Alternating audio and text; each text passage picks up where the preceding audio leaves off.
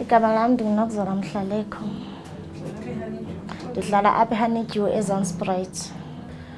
Ilumkani ndithandile kakhulu ngoba thina singabantu abahlala kuma-shelters, singabantu abamoshakalelwayo, singabantu abathanda ukutshelwa and siyavelelwa nazo ingxaki zokushonelwa, so sithanda into engakwazi ukuthi sincede emphakathini.